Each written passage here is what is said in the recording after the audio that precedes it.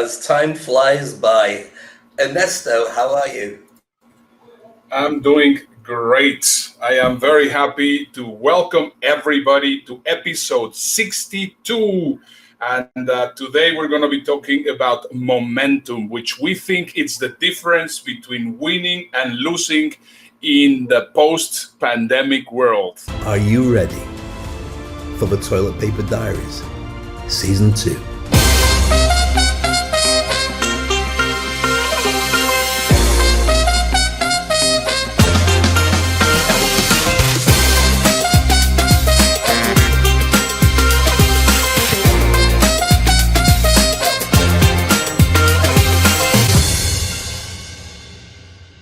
I love what you're doing with your beard. It's got a George Michael thing going on. I'm sure there's a lot of hotties who are watching you and going, I want some Ernesto. Just saying, that's all. I'm happy that you actually notice it, because that's actually the look I'm going for, the George Michael. It does look good. It's kind of like George Michael mixed with homeless guy, but it's a good thing in a nice way. So today's show is all about the challenges that people have. Now, first of all, we all know you've got lots of challenges, but here's a question for you. Since you've been in lockdown, have you felt that your business life and your personal life have picked up momentum again and everything's moving forward? Or are you playing a waiting game where you're waiting for everything to go back to the old normal, I know, or the new normal, and things to fall into your lap? Because so many people don't realize they've got to start moving and creating their momentum. So today's theme is about that. And we're working out exactly how it affects speakers, small business owners, and organizations. And from today's show, there's loads of stuff that you can use to your advantage to help to grow your marketing bite into your industry. So on Monday, we covered the three laws of motion from Newton. On the first one, we say that every object is in a state of uniform motion and will remain on that state of motion unless an external force acts on it. So that means that if you're standing still, which we have been already for a while standing still, we're going to continue standing still. However, if we start moving little by little, we're going to continue moving. And I think right now, in this very moment, it's critical that we stop just the standstill and we keep on moving. Second law is force equals mass times acceleration. This, we showed a video of somebody in this International Space Station just shooting chapstick with a elastic band. And then afterwards, he was shooting a bigger thing. And then afterwards, he was like a mattress kind of thing. Of course, they are in space, so there's no gravity. And then we could see that the smaller the object, the faster everything goes. So my take on that is simply start small. Don't worry about it. The important thing is get started, start small, but keep on moving. And the third law of movement, according to Newton, is for every action, there is an equal or positive reaction.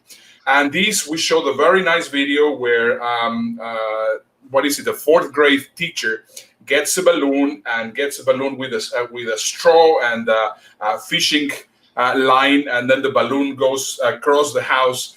And this is just also very simple. I mean, if you know exactly which direction you're going and you're moving, you will continue moving. But the important thing is that you take action, you know where you're going, and you start little by little. And today we're going to build a lot more in how you can get this implemented if you're a speaker, if you're an entrepreneur, if you're an expert, if you are a business owner. It wasn't just a fourth grade teacher, it was scientist Sarah.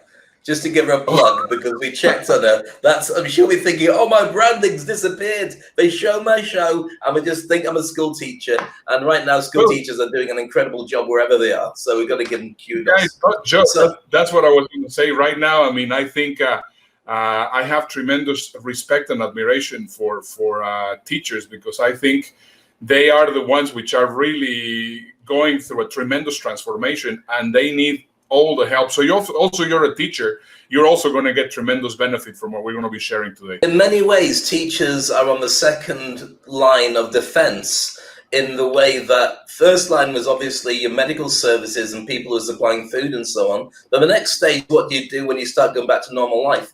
And the teachers are kind of being put in that position. So it's a bit of a challenge. So hopefully you've worked out the fact that this is all about your business, wherever your business is. And Ernesto's explained brilliantly exactly why those 3 laws of motion, momentum, should affect you. Now, before we begin, if you've just joined us, welcome to the Toilet Paper Diaries. I'm Ernesto.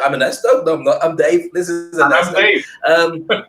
There we go. And with the beards, we're almost like twins. Yeah, look. I mean, broadcast live. I just quickly interrupt you because I am getting here for Dr. Yes. He says your beard looks good. Well, so if you're actually joining us and you're watching this and you're going to be subscribing and everything, also let us know what you think about my beard. Yeah, we'd like to know about that. And if you actually personally find Ernesto attractive, like clearly Dr. Yes does, feel free to share because, you know, we are available. We need the money.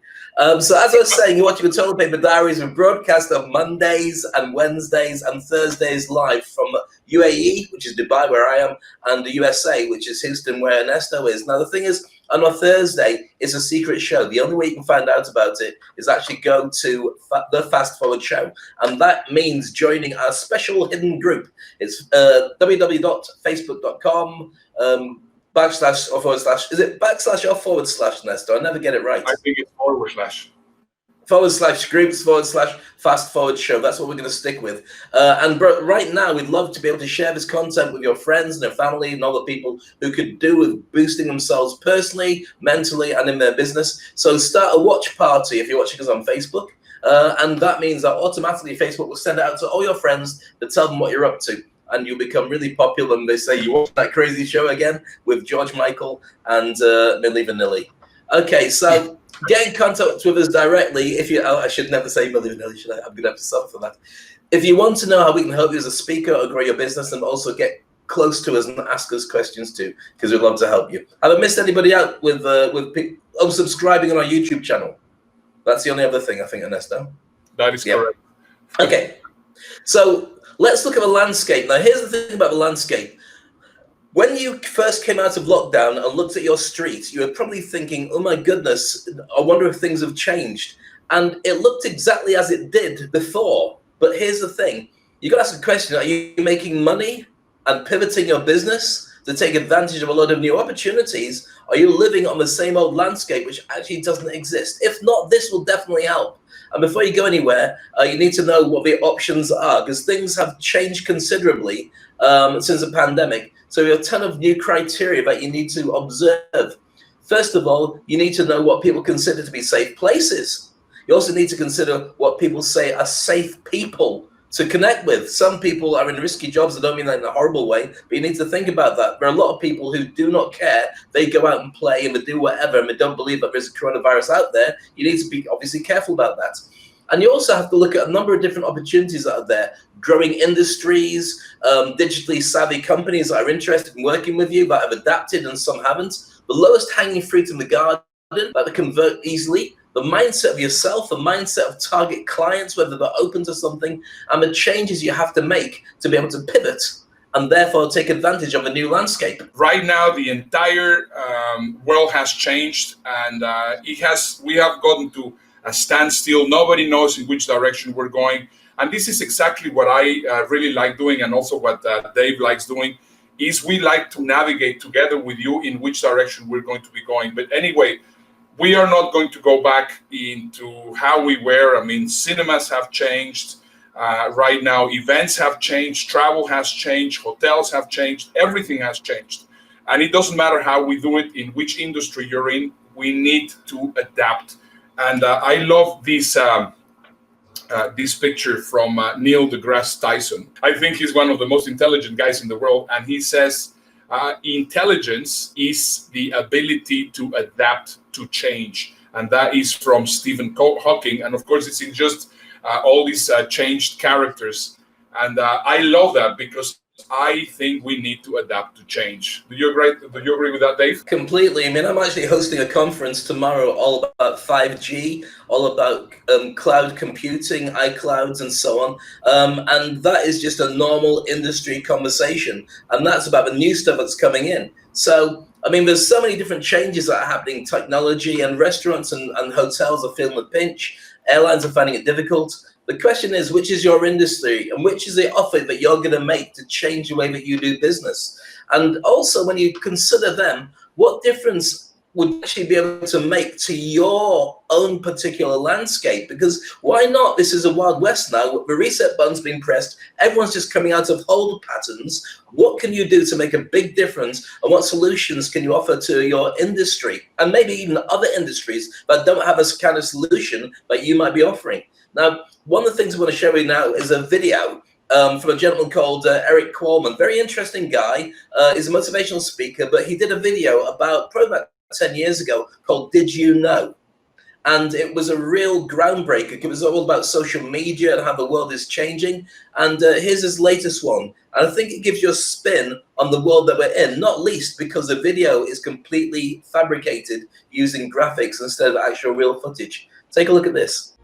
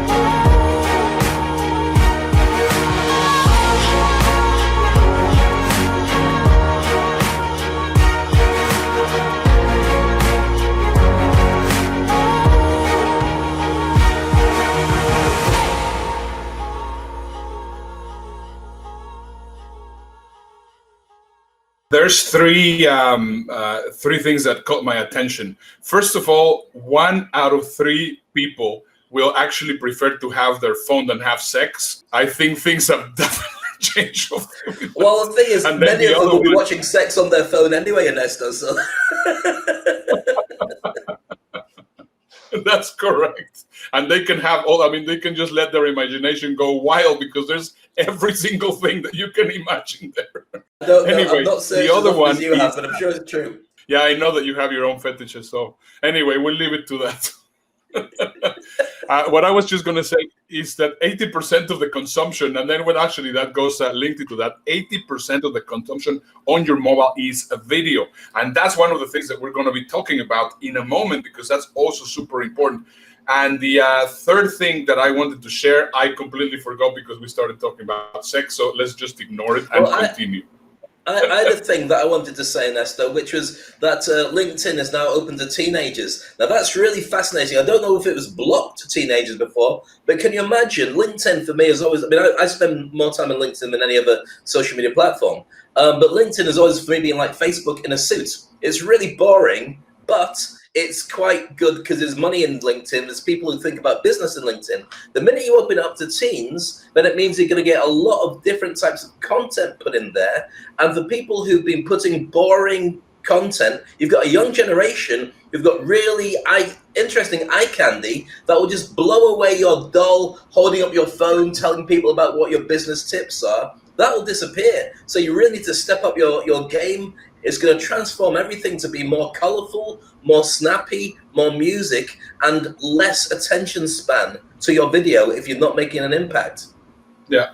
You know what I would like to find out from anybody? If you're watching right now on YouTube, please let us know in the comments, because we would like to find out. We will definitely give you a response. If you are watching right now live, we would love to know what you think it's going to be the future looking like. In my eyes, for example, I'm going to share with you some of the changes that I see. All those experts, all those people that were investing a lot of time in writing Amazon books for Kindle. I mean, right now, if 80% of the consumption is video, why are you going to be spending so much time creating one of those books to try to sell for $27 or $7 or 99 cents, whatever it is? That, of course, it's going to definitely be changing. Right now, it is very important to start grabbing different footprints on the internet, because as we were saying, the next generation, which is the teenagers and all these people, are going to be coming in, and they are going to be taking over. Right now, for them, we are all farts. Let's just be honest. And we have to absolutely adapt ourselves to that and think differently. If I want to play a game, because the thing is, a couple of years ago, and I'm a big movie buff, I would have a conversation with somebody who would tell me, oh, but the movie's not as good as the book. You should read the book. And I would say, well, hold on. The movie gave me a snapshot of the entire story in 2 hours. Why am I going to spend however long it takes to wade through the book to go, you know what, you're right. That character's slightly different and there should have been a better ending. I don't care. We've got more content being created now than has been created in our entire existence since humans were born or created or whatever it is. Right now, we churn out so much stuff all the time that you really need to stay on top of it, because the minute it's been broadcast, it's old news. There's loads of opportunities for you, but you're going to start thinking about what you're going to do. So what can you do to start gaining momentum, making money, and driving your business ahead of your competitors? Have you thought about it? Have you really put it down to it? Firstly, you've got to look to see the opportunities around you, and there are tons of them. And secondly, you have to have a realistic way of helping people that they want to buy. And ultimately, you've got to get engaged in things and actually make that happen. Now, we've got a snapshot of that business landscape. And there's the image we were teasing earlier that Dr. Yes was going, tell us about the image. And we couldn't yet because we wanted to save it until later on. So right now we've got it all for you. Ernesto, what do you see on there that you actually like? What these are new industries, by the way, in a post-corona world that are buzz industries to be in. Well, I love the video conferencing. I think, of course, we are already very, very much involved in, which is element number 6. I love also streaming. And I also believe that virtual and augmented reality are just something which I really would like to start getting myself into. And this is the strategy. I mean, do you see anywhere there that it says, write a book for Amazon? I mean, it does. It's not there. It's just it's not there. Hey, let me do a quick rundown for anybody who's watching it on their mobile device and can't see what all the different signs are. First one is 3D printing. Next one is artificial intelligence. Then digital signature and blockchain. That's making sure that your signature is real when it goes all the way through to a contract and a sale being done. Then cloud computing, online retail, video conferencing, cyber security, IT equipment, gaming, streaming, drop shipping, which is vendor orders from a third party who then sends it directly to you, which was the old affiliate marketing, virtual and augmented reality, which Ernesto mentioned there, VoIP, which is voice over internet protocol, which is like Zoom and Skype. That's a huge business. Grocery, and of course, coffee manufacturers, because people need their coffee when they're sat in front of a laptop for such a long time. Now, with that, Ernesto, I mean, you've mentioned the ones that you find so fascinating, but here's what I think. Each of these industries are mentioned there. You may not be in, but they all need to have speakers. They need spokespeople. They need leadership. They need suppliers. They need help with marketing, new business models. And that means huge opportunities, don't you think? There's one which, even though it is not mentioned there, it permeates each and every single one of them. And that is voice. Actually, we can see it there on the voice over internet protocol. And right now, did you know that yesterday, Cyrus, the radio, the network, the internet radio company, purchased Stitcher for $325 million?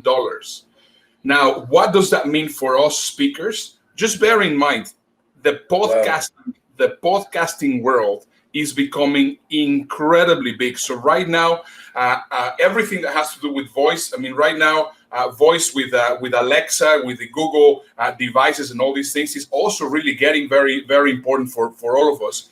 And that is something that we also need to embrace. That's fascinating because Sirius have been a different player in the radio industry for such a long time, from getting Howard Stern to leave terrestrial radio just to broadcast on satellite. And one of the things is, I mean, I'm an old radio guy, starting with the BBC and working for various independent radio stations and so on. And my background is very much in what radio is, but podcasting has changed the game. You don't need to advertise. You don't need to talk about crappy products you don't care about. You don't even need music. You just need to be able to have a conversation about things that people like. And we produce a podcast of the Toilet Paper Diaries, which is available on all platforms. So when you look onto Stitcher or you look onto iTunes or whatever, you can follow our episodes. And we've got, 62 of them so far, I believe, Ernesto? Yeah, well, this is going to be 63. And you know what is very interesting?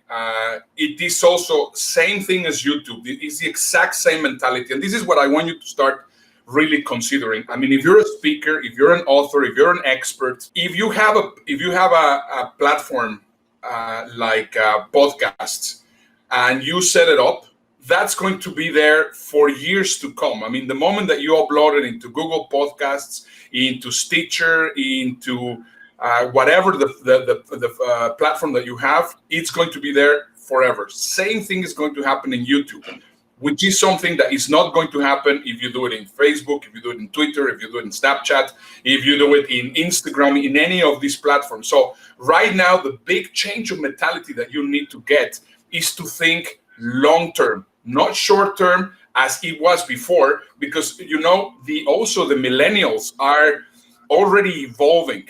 And they are evolving because the previous generation, so that the Generation C, it's actually on top of them. And now they are understanding that it's not about instant satisfaction, but simply, as my kids were telling me the other day, you know, one of the things that I have really liked about this lockdown is that I got to see seeds grow. I mean, I bought some seeds in the supermarket, and then we planted some cucumbers, and we planted some watermelons and whatever it was, and they are already growing. And it says, you know, and right now this is like having a YouTube channel. You just basically put a little thing there, and it starts growing. And I mean, I would have never thought of that, but that's the way that generation is thinking. Unlike the millennials, which I want the results right now, and also us, that we were the microwave Generation X. The microwave generation X. We want everything really fast. These guys are understanding that it's little by little that you actually get there. So yeah, interesting. That takes us to the next point, Dave, which I think you're incredibly accurate. Now that I see how you were thinking and structuring the show, we're going to go and you're going to explain to us how this relates to running a marathon. When we're talking about our kids, my daughter Maya is into a thing called gacha, which is these little animated, almost anime characters that they develop, and they animate themselves to music. She's just about to approach, probably tomorrow, she'll have 100 subscribers in a tiny amount of time, and her views of her videos gets into 1,000-2,000 on a regular basis. She plants them every day. She creates relationships, she runs competitions, and she sees it as perfectly normal to interact with people all around the world. Our lot's still going blah, blah, blah, blah, blah. It's going to go away. She sees it as perfectly natural to do that. I'm not saying my daughter's my competition, because she's not. But what I'm saying is the mindset you need to do this is completely different.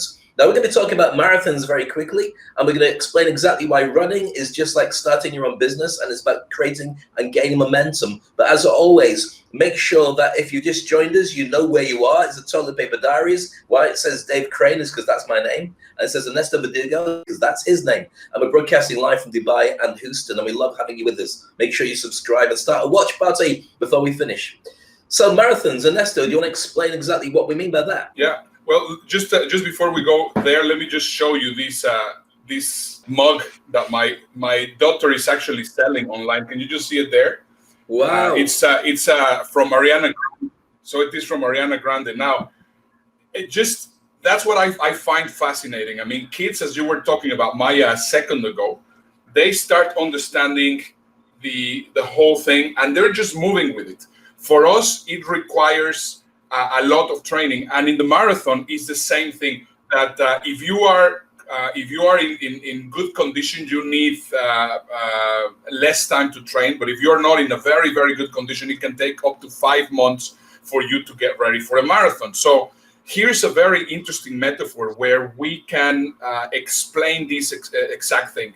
I mean, right now, the kids are already in the best condition. I mean, they, within a week or 10 days or a month, they will be ready for the marathon. For me, it will take 5 to 6 months to get ready just to run the marathon, because I need to really prepare and condition myself little by little. So I have the long-term goal that the marathon is going to be 5 months from now. I have to start preparing little by little and also start gaining momentum. I think that's just the beginning, but there's a few more things that possibly you can also explain, Dave. No, I agree. Now, here's the thing about why I wanted to mention about a marathon is when you say to someone about running a marathon, and they say, oh, I can never do that. 26.2 miles is far too far. I'm not in shape. But what you have to do is put one foot in front of the other and repeat. And if you keep doing that, even as a walking pace, you will get to the end of the marathon. You won't necessarily win it, but you will still get your trophy. You'll get your Mars bar. We'll put some silver foil around you, and you can lie down on the floor as soon as you're finished. So what we wanted to share about the marathon is a couple of key takeaways, and there's 5 things that you should really consider. First thing is investing in proper equipment. Make sure you've got the right gear. Now, remember, the analogy of a marathon is got to be like the analogy of starting your own business online, doing your own TV show, doing your own postings on your social media platform. It's a mindset that goes with it. Have the right equipment, number 1. Number 2, make sure to practice for months, as Ernesto said, before you get engaged in a real event. If you're not sure about going live, don't just go live and make a fool of yourself. Practice it, go offline and record it and find out how good you can be. Stretch and road test to make sure that you're in shape before you do it. Make sure that you know how to speak. Get trained by a speaker who can get you up to speed, and then practice again with the right equipment, video, know how it works and get all the right graphics around you. Build up your strengths by doing other things. So therefore, having conversations with people, holding a camera, talking to the mirror, walking around and talking, holding conversations, arguing about different points and viewpoints, all those things. And most of all, number 5 would be to get an expert to give you tips. All those things are for running a marathon, but ultimately they're true for running any new business. And so would you say that's, I mean, your experience, you've run several businesses as well, Ernesto. How many of them did you learn the hard way, and how many would you want to know from the very beginning? Right. I mean, from those takeaways that you were mentioning earlier, invest in the proper equipment. Sometimes that, whenever you hear the word invest, I mean, you go like, oh my God, this is going to be really expensive. Right now, we are running a quality-like television show, which, by the way, I mean, I just wanted to make it public now. We are going OTT as from next month. Now, what is OTT? Over-the-top television. Over-the-top television means that we are going to be in Roku. Roku, it is the television system that produces Hulu and Netflix and all these other things. That would have never happened if we would have not just started little by little. Did we have incredibly expensive equipment, Dave? No. I mean, I don't think that the equipment that we have right now, it's possibly $200-300, not more than that. And it is, but we know exactly what is required. So that's why it's just very important to do it. And also just do it little by little. Right now, we have been idle for too long. I mean, if I start looking around, especially in the speaker and the expert industry, and you ask people, they tell you, well, I've been writing a book. Fine, good that you've been writing a book. But that doesn't mean that you have actually put yourself out there. Most of everybody is in, most of the people that we're actually talking to, they have been idle. I have not really seen that much movement. And being idle is not going to be helpful if you want to start moving and running a marathon. in a few months' time when we are a little bit more free than we have been. Absolutely. Well, we're looking forward to taking it to that next level as well. But it just goes to show that when you do start moving, things happen. You can't do anything without actually moving and sticking your neck out there and saying, I want to take some risks. My favorite phrase, I've mentioned it many times, is jump and grow wings on the way down, which means that you make calculated risks all the time. And sometimes it goes wrong, sometimes it goes right. But here's the thing. Most people are waiting for things to happen and indicators to prove 100% will get what they need. And it never gets to 100%. Those who do an early adopting on any business tend to get more out of it. As always, by the way, make sure that you do a watch party, share this with everybody, tell people to like, to comment. We've got some great comments coming through already with lots of people saying that they like what we're talking about. Uncle Frank Mulcahy is there saying good afternoon because, of course, in Houston, it's in Sugar Land, Texas, it's afternoon. And also we've got Anurag A. Sinha saying OTT is awesome, fantastic, very exciting. And Dave, can you share affiliate links to buy the equipment? Yes, I can do, but am I going to right now? No, Mr. Din, I'm not. Do you know how to begin a new business launch? Many people get bogged down with the bigger picture, but the answer is actually really simple. You've got to sell your stuff to people who want to buy your stuff and make money. That's it. No other thing is evidence that you got a successful business. You might be loved and liked and you get hugs, but that's called a non-profit. And those non-profits mean you get thrown out of the house. Nothing else matters but making money ultimately if you want to grow. I'm going to get lots of people now saying, that's not true, Dave. You could make the world a better place. Yeah, you do it better if there's money involved because people pay more attention. What do you think about the money thing, Ernesto? Well, this is an interesting take because I think this is going to be another big change. I mean, if you think about all those gurus talking about making money on the internet, how they were advertising themselves, like, well, you know, they were always in luxurious cars or getting into an airplane and doing this and this and that. Right now, after the lockdown, Dave, do we know what's important in our lives? I mean, is it having a freaking expensive car important for you right now? Who gives a shit? Sorry, but that's the only way to say it. You said a bad word. You said a bad word, Ernesto. Yeah. Is there a swear jar? No, it's too late. You've said shit. It's got out now. We're not going to put it back in its box. Anyway, that's the shit. So anyway, we're going to show you a video about I mean, once again, I don't. I have never really liked those gurus which are posing themselves in the most incredible cars and these kind of things. I mean, for me, I want to make sure that I connect with them and that whatever they say makes sense. So normally I would never show you this video, and this is something that Dave and we were interacting, but the fact is the content is perfect. The methodology, it didn't work for me then, and right now it will not work. So watch on the message. The message, I think, is very good. Have a look. How do I get started in business? I know a lot of selling and marketing techniques. How could I implement them?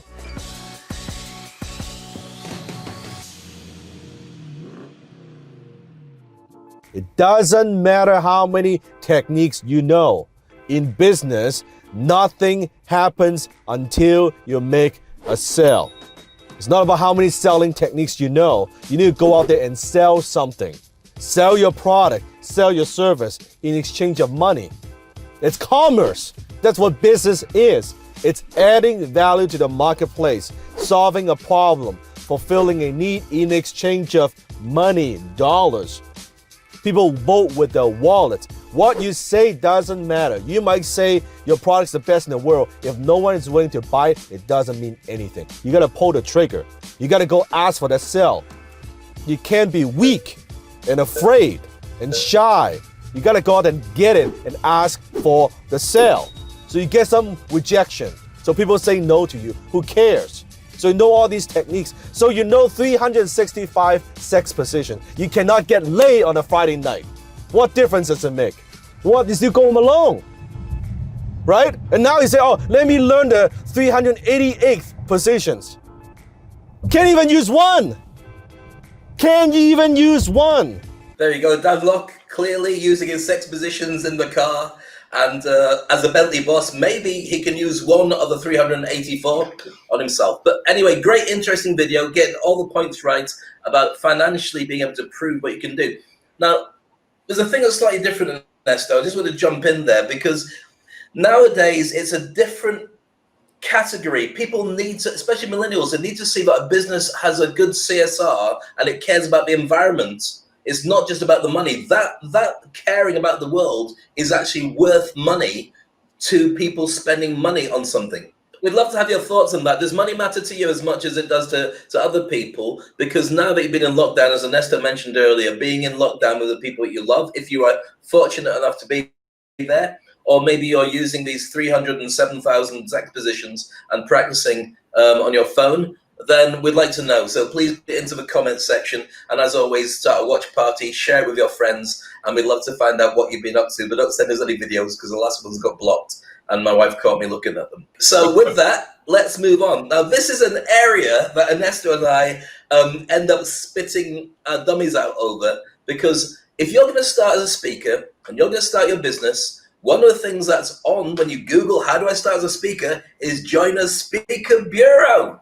Can you really fast track your success by joining a speaker bureau? Well, Ernesto, what do you think? Well, this is, it's not about talking bad about speaker bureaus. Right now, I think even speaker bureaus do not really know what they're doing. I know several of them and I have spoken with them and they have been really kind. I have some very kind friends out there. And in fact, our business model, which we're going to be showing tomorrow on Fast Forward, is very much based on the knowledge of them. So are they knowledgeable? The answer is yes. Are they gonna help you in speaking? The answer is very unlikely. Why? Because who's the most important person for them? Themselves.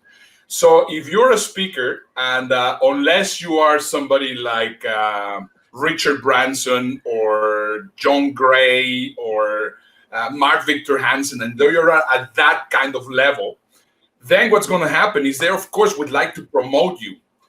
However, if you are just somebody which is starting and you do not even know how the game is played, you do not even know how much to charge, you do not even know if you are good on the virtual stage, because right now that's another element that needs to be put into consideration.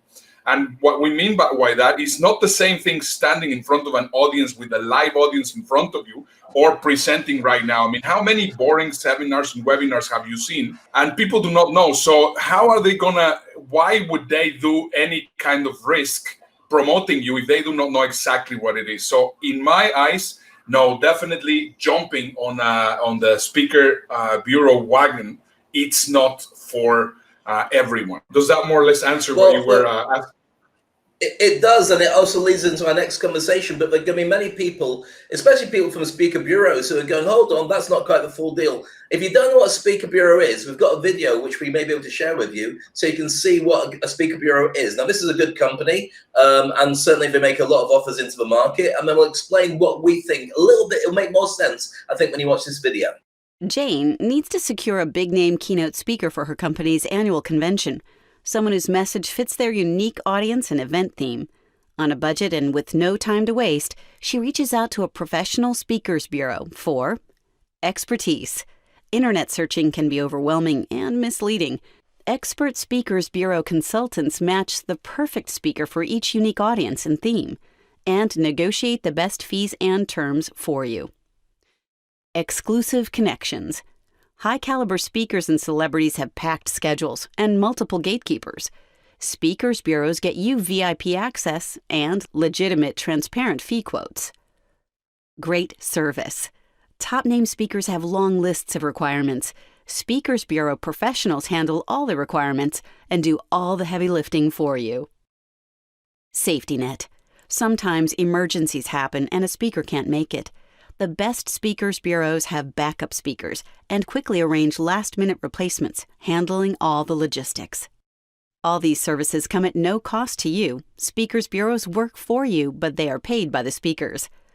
Don't take any risks. Work with a top speakers bureau for expertise, peace of mind, and most importantly, to be the hero of your event. That video illustrates the importance of speaker bureaus to people organizing events. But let's take it from the other side, from the point of view of being a speaker. Should you join a speaker bureau? And Ernesto, before he started spitting out feathers, we had to stop and show the video because we've got a lot to share on this.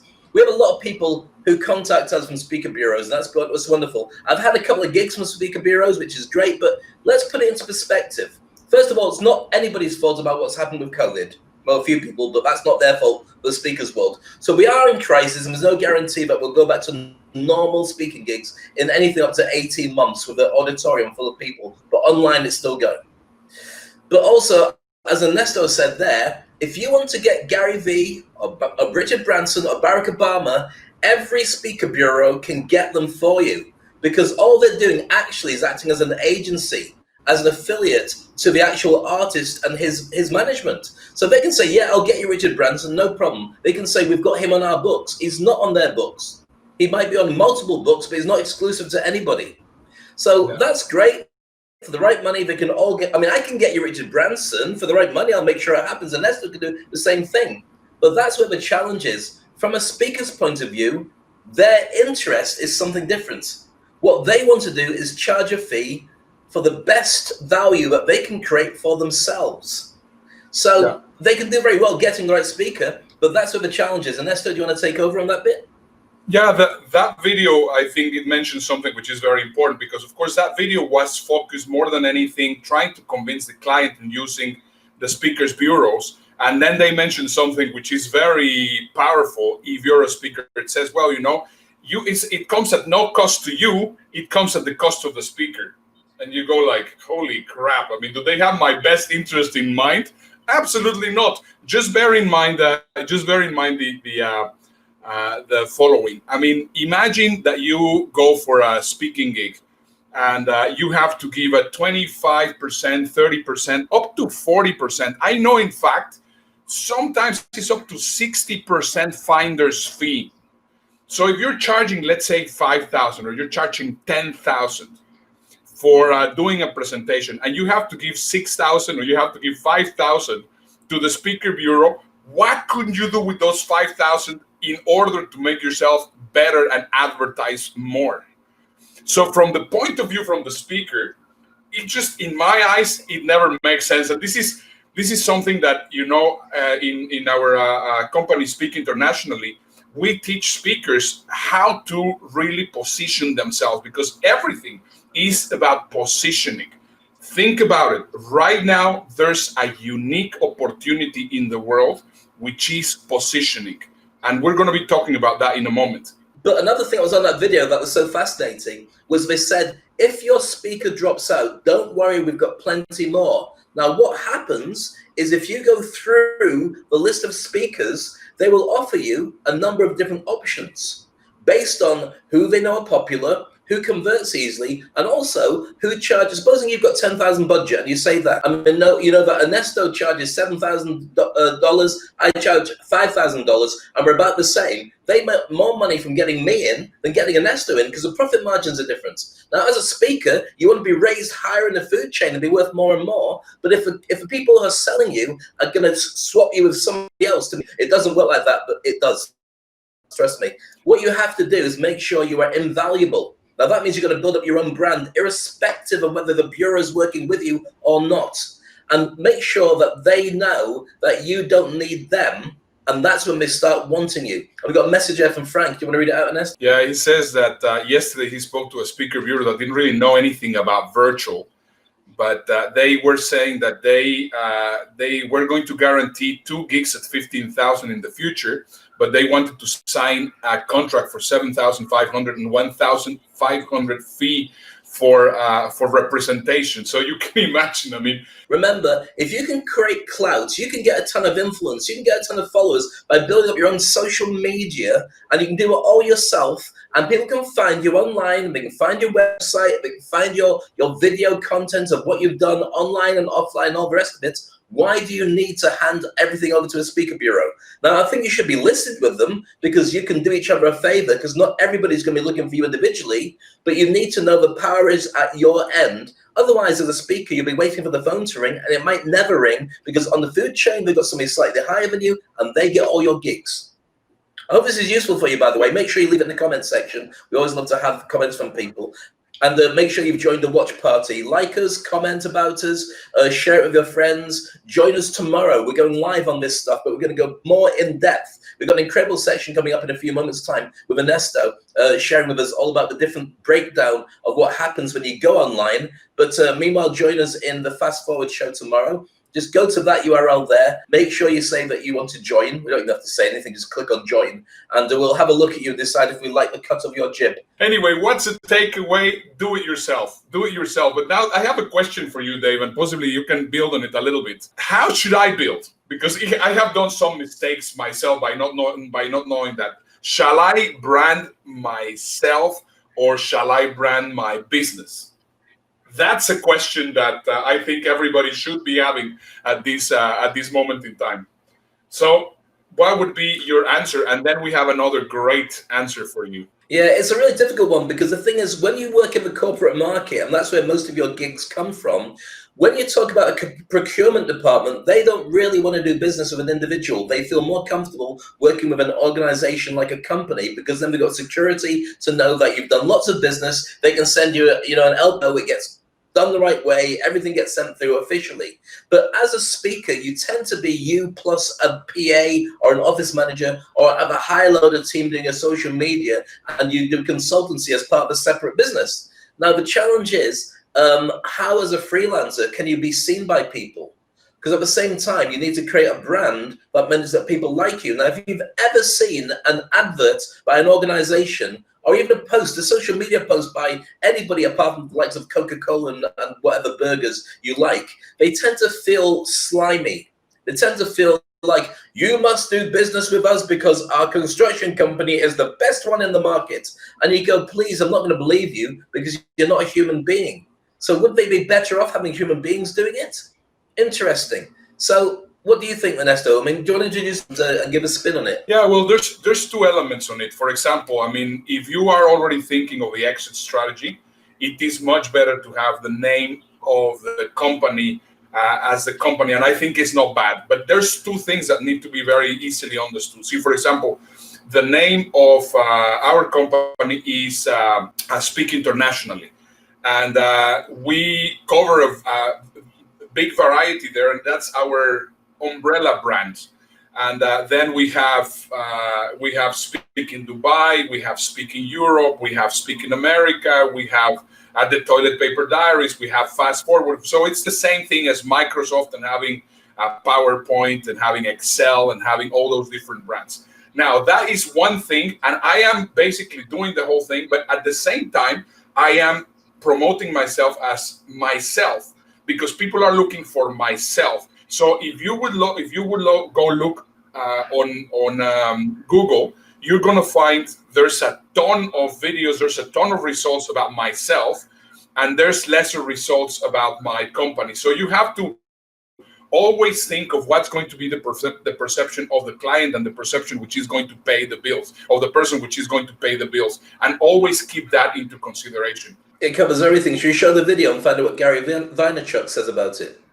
Absolutely. Very, very interesting insights. Have a look. Would you do a travel blog under the name of a blog, or would you develop a personal brand within the travel space? I would develop a personal brand within the travel space, because one of the most important vulnerabilities that people create for themselves is they niche themselves in the world as, I'm the Southeast Asia guy, and then it's 40 years later and you want to be the Europe guy, or you want to be the basketball guy.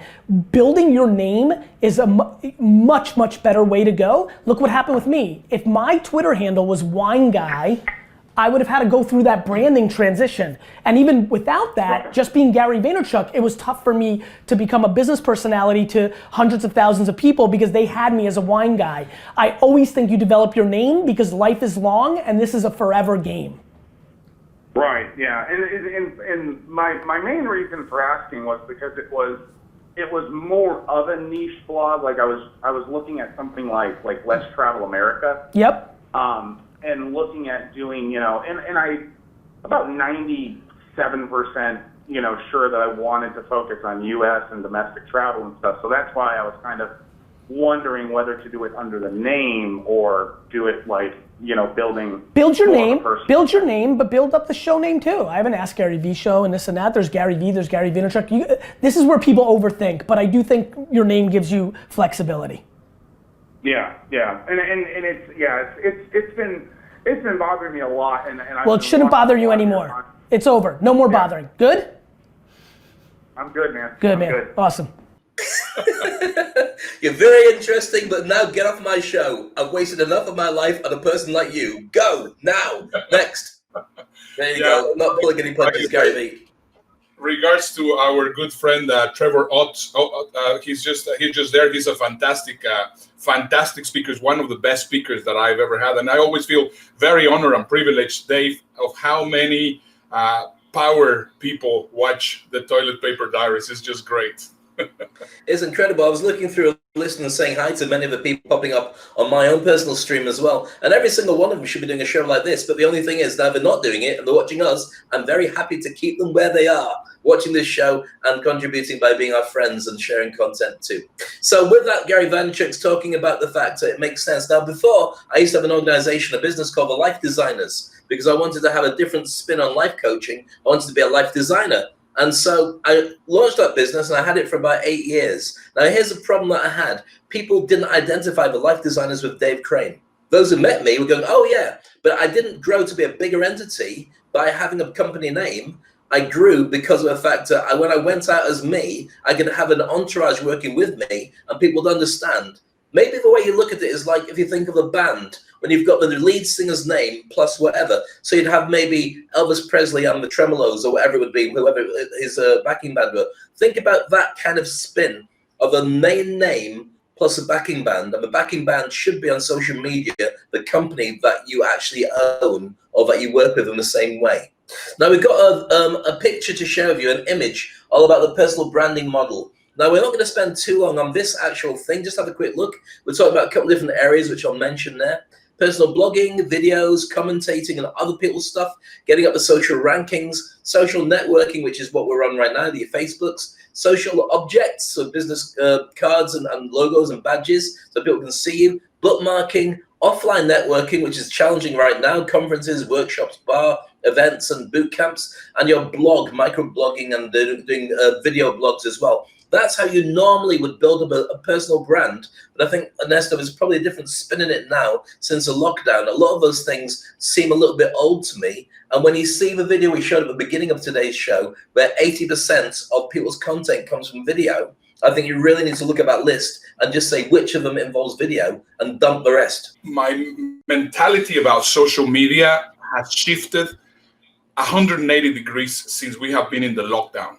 I mean, right now, if you go to Facebook, you will only see people venting their anger about if they want to wear the mask or they don't want to wear the mask. If there's going to be a conspiracy, if it's going to be 5G, there's only things which are burning in the fire right now. It's just really the burning. If you go into Instagram right now, and that's one of the things that we're going to be also showing tomorrow on Fast Forward, is how the millennials are going right now on depression because they have not been able to share their beautiful pictures that they were showing before and how incredible their latte is or their plate of food is. And all those things are so incredible, ephemeral. And my kids were the ones that actually brought me into understanding this. Ephemeral versus eternal. Ephemeral, that means that it's going to be 24, 48 hours of shelf life, not of life shelf, or it's going to be eternal. You post a selfie of you on Instagram, it's going to be there for 24, 48 hours. Possibly, if you're incredibly lucky and you have done your work correctly, it's going to be appearing somewhere in Google. But guess what? Video is forever. Podcasts are forever. And right now, understanding how Generation C works, they are thinking forever. As I was saying, my kids are thinking on planting a seed and waiting a month in order for them to see a little stem, and waiting 2 months in order for them to see some leaves, and waiting 3 months in order to see some flowers. That's the way that we need to start thinking right now. We have to start investing towards the future. So if you're a Facebook freak or an Instagram freak or whatever it is, just think about it, because that is just so powerful. Think long term, not short term. Now, I'm going to show you, first of all, some examples of how speakers are doing and the great opportunity which is actually there for us to understand. If you have never seen this chart, let me just show you this chart quickly. This is a live feed happening in Facebook showing the top 50 live subscriber counts in the entire YouTube. If we can see there, we have T-Series, which is an Indian company doing some Indian music, and they have 145,597,000 subscribers. The second one is PewDiePie, which is the biggest sensation on the internet right now. He's a millennial. And then we start seeing, and most of them are gamers. We have Justin Bieber, we have Ariana Grande, we have Ellen DeGeneres, we have also Mr. Beast at 38 million subscribers. So we go from PewDiePie 105 million subscribers to Mr. Beast, which is another huge YouTuber at 38 million subscribers. And all of these guys are YouTubers, some of the best YouTubers, gamers, TV shows, and personalities. This is just an amazing thing for me to see and check. Now, that possibly, if you just see it without really understanding what Dave and I are starting to understand right now, possibly it doesn't really make sense, because you said, well, who cares? I am not a YouTuber. Well, guess what? If we start going a little bit down the line, we start seeing who's afterwards. So how many subscribers does the Daily Show have? Trevor Noah, the Stephen Colbert's. I mean, they go now into the 1, 2 million, 3 million, 5 million. So that's the next echelon, if you want to put it into that way. So we have these huge guys which are having 150 million, and then we go into a huge drop that goes into the 6, 7, 8, 10 million subscribers. And then guess what happens? In the speaking industry, if we try and figure out who are going to be the top of the top, the best of the best, the most incredible speakers in the world, so we start talking about the Gary V's. Let's just check on Gary V's subscriber list. He has 2.8 million people, subscribers. So imagine, we went from 150 to 6 million to now 2 million, and he's the top of the food chain in the industry. Now, there's also a big gap between Gary Vee, and then if we go into the Tony Robbins, or we go into the Russell Brunson has 116,000, 160,000, whatever it is. I cannot read it right now there on my screen. But it is, I mean, we are now into the 160,000, and we're topping top of the top of the top of the top.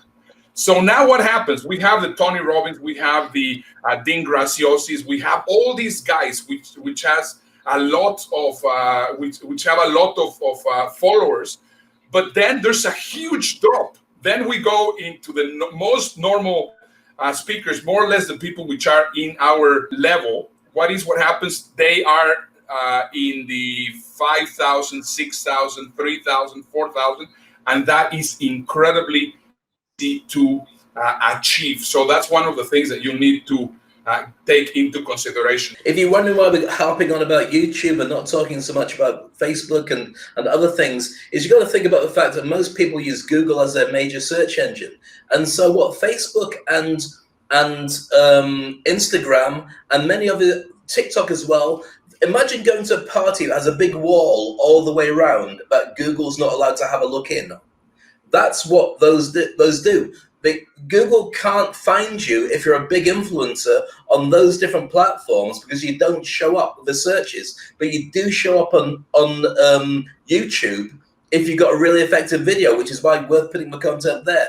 And as was pointed out with Insta stories versus Instagram posts, you can still look through people's back posts to find out what they've been up to. But the difference is that it's cataloged differently. It's really like planting a seed, as Ernesto said, in the garden. When you put it on YouTube, it'll be there forever because it's the biggest library of content, probably the biggest library of content ever, by putting it onto YouTube. Whereas with social media, there's so many different things that change, and the flavor of the month and whether your post is right and so on, that makes a huge difference. So yeah, I mean, I find it fascinating to see that you've got a couple of different levels, then it drops on a couple of levels, and it drops on a couple of levels, and then you see us waving and growing our own business to try and get to the highest levels. And you don't even need to be at the high levels. You just need to be at the relevance that people will find you and hire you for your services. So you're going to stay on point on what you talk about as well. YouTube is a search engine. In fact, it's the second most important search engine after Google. Facebook is not a search engine. Instagram is not a search engine. Snapchat is not a search engine. They can have a search engine, but they are not used as a search engine. That's a big difference. So that's one of the big differences. The other thing that you need to think about is you should not be thinking like if you are producing content just to have a post about what you're eating or just to have a post having a selfie. Hey, I am right now here in lockdown and I am really bored, because of course that's just not really going to help you.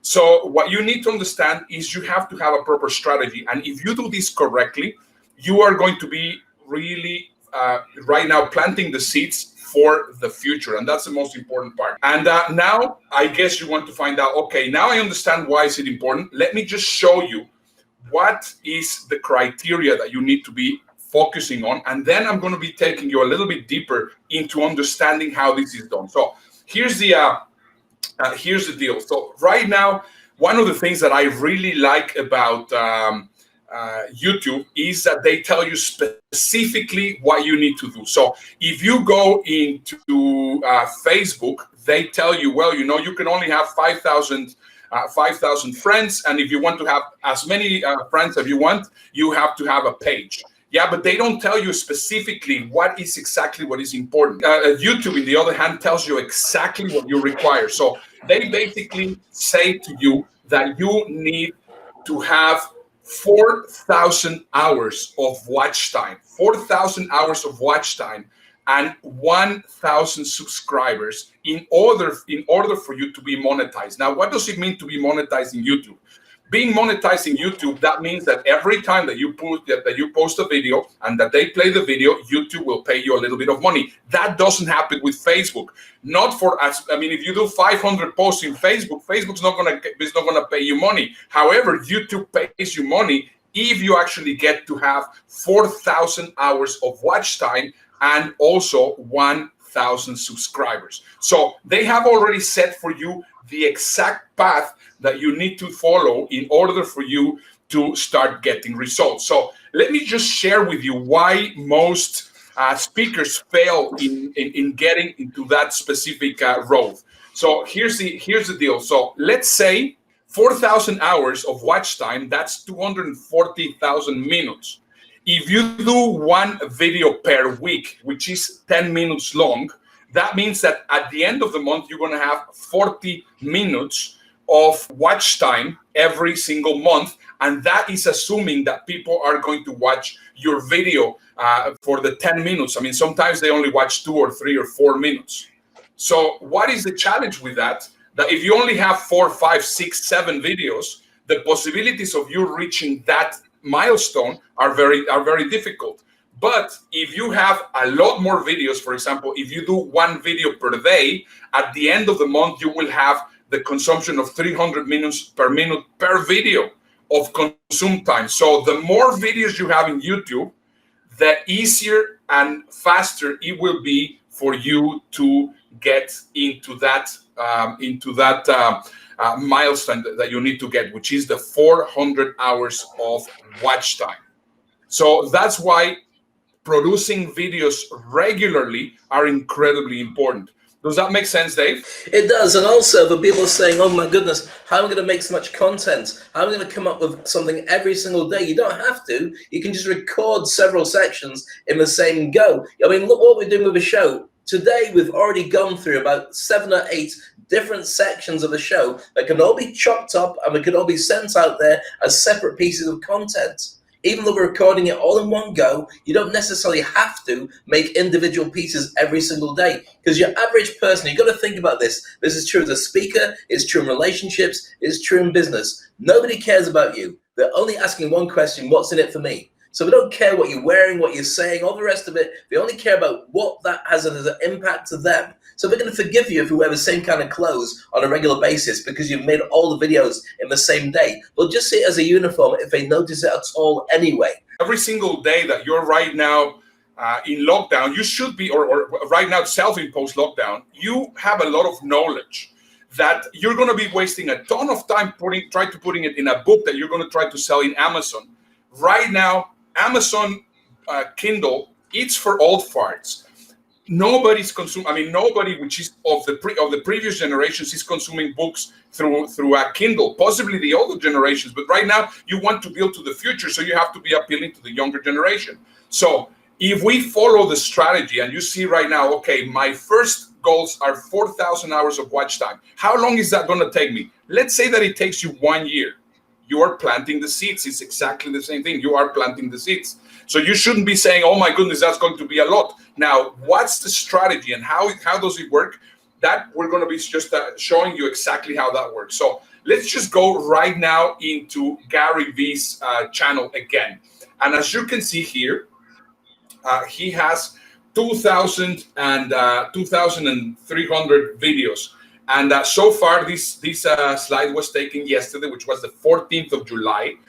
He has done 14 videos this month. That means that he's creating 1 video per day. What does it say there? New videos every work day. So he is producing videos and every single day. On what contents? In all sorts of contents. You can always find out what's going on, what is going to be helping my market audience. So he is already positioned. So he can afford to be doing the less videos if he wants. Same thing as if we go here to Russell Brunson. Russell Brunson so far this month has produced 6 videos only. That means 1 video every other day, but he has already 1,044 videos on his channel. So as you can see, he's already positioned, and that's why he's getting the advantage that we were not, that most of the people are not getting the traction that most people are not getting. So now you can see why it's so important to create that. So bear in mind, if we go to see Mr. Beast or PewDiePie, those guys are playing in a complete different atmosphere. But us, if we go and start seeing what some of the speakers are doing, most of the speakers that I have seen, they have 120 videos. Most of the speakers which are at the same level as Dave and myself are into 120, 130 videos. Right now, so far, we have over 120 videos created, 130 videos created while we are in lockdown. So if you go and look for me, for example, if you go look for me in Google, and you look how many videos they are about me, there's about 800 videos. Why? Not because my channel has 800 videos, but I have a few different channels. Plus, I have a number of different videos which are in other people's channels. I have participated in interviews. I have participated in all sorts of things, testimonials, everything. So there's a ton of videos, and of course that's great. So of course, the more videos that they are there, the more impressive your curriculum looks like. Because right now, most people are going to go and look for you, and they're going to say, oh, let me see a little bit of his content. And if you have 3 videos of you on your YouTube channel, you're going to look like an amateur. Am I right, Dave? Absolutely. And one of the things I wanted to spin on there was when you talk about Gary Vaynerchuk, who's at the top of the food chain in the speakers world. What he does, I met Gary a couple of months ago when he spoke in Dubai.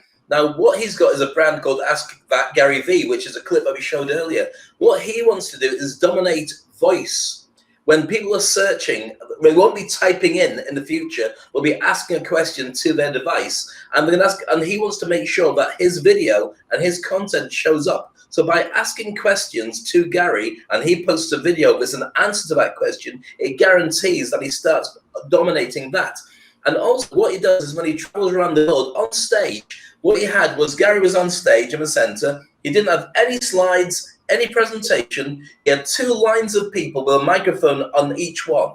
And the person got to the front of the line, they introduced themselves and asked him a question. He answered it, and then they went to the back of the queue, or he sat down. Then he went to the other queue. Now, what happens with that? He's got some live content that's also indexed about the different locations that he's in around the world. So he's also creating content. So when you go into a certain area, he will start showing up because it happened in Dubai. Now, it's a really smart policy to have. So answering questions is a great way to start building up your brand and getting noticed by the people in your niche as well. Exactly. I'm getting here a message from my amazing wife, Joan. She's saying, maybe chop up this episode. That's exactly what we do. I mean, this episode, right now, we have been 82 minutes on the show. And guess what? This video is going to create 7 or 8 different videos that we're going to be chopping off. So it's not really that difficult. Now, for how long have we been saying how important this is? I think since we got started on the lockdown. Thanks for watching the show. We hope you enjoyed it. Make sure you watch all the videos over here. There's 2 choices for you. Or, of course, I'm Dave Crane coming from Dubai. And this is Ernesto Verdugo coming from Houston. And I think we should send a message. Hold on. What is this? Subscribe.